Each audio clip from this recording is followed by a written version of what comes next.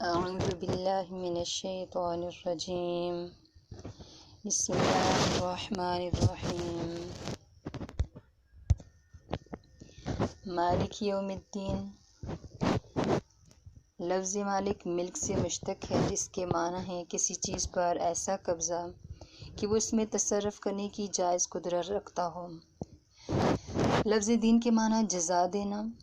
مالک یوم الدین کا لفظی ترجمہ ہوا مالک روز جزا کا، یعنی روز جزا میں ملکیت رکھنے والا۔ وہ ملکیت کس چیز پر ہوگی، اس کا ذکر نہیں کیا گیا۔ تفسیر کشاف میں ہے کہ اس میں اشارہ عموم کی طرف ہے، یعنی روز جزا میں تمام کائنات اور تمام امور کی ملکیت صرف اللہ رب العزت ہی کی ہوگی۔ مالک یوم الدین، اس میں دوسری قابل غور بات یہ ہے کہ ہر اہل عقل کے نزدیک یہ بات بالکل ظاہر ہے کہ حقیقی مالک تمام کائنات کے ذرے ذرے کی وہی ذات پاک ہے، جس نے ان کو پیدا کیا،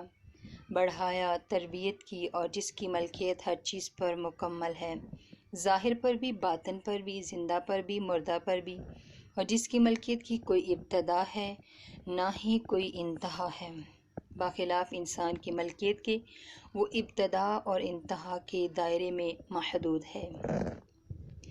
نیز اس کی ملکیت اور تصرف اشیاء کے ظاہر پر ہے، باطن پر نہیں، زندہ پر ہے، مردہ پر نہیں۔ اس لیے اہل بصیرت کے نزدیک صرف روز جزا کی نہیں، بلکہ دنیا میں بھی تمام کائنات کی حقیقی ملکیت صرف حق تعالیٰ ہی کی ہے۔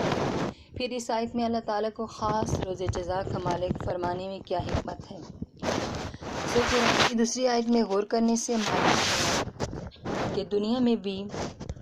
اگرچہ حقیقی اور مکمل ملکیت تمام کائنات پر صرف پروردگار عالم ہی کو ہے،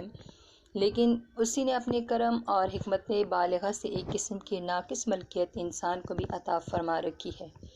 اور دنیا کے قوانین میں اس کی ملکیت کا کافی احترام بھی کیا گیا ہے۔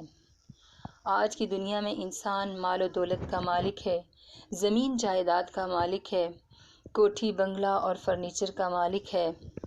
اور یہ ناقص سی ملکیت جو اس کو محض آزمائش کے لیے دی گئی تھی، وہ اسی میں مغرور اور بدمست ہو گیا۔ اس آیت میں حق تعالیٰ نے مالک یوم الدین فرما کر مغرور غافل انسان کو آگاہ فرمایا کہ یہ ملکیتیں اور سب تعلقات اور روابط صرف چند روز کے لیے ہیں۔ ایک دن ایسا آنے والا ہے جس میں کوئی کسی چیز کا ذاتی طور پر بھی مالک نہ رہے گا، نہ کوئی کسی کا خادم رہے گا، نہ مخلوق، نہ کوئی کسی کا آقا رہے گا، نہ غلام۔ تمام کائنات کی ملک اور ملک صرف ایک ذات پاک اللہ تعالیٰ ہی کی ہوگی۔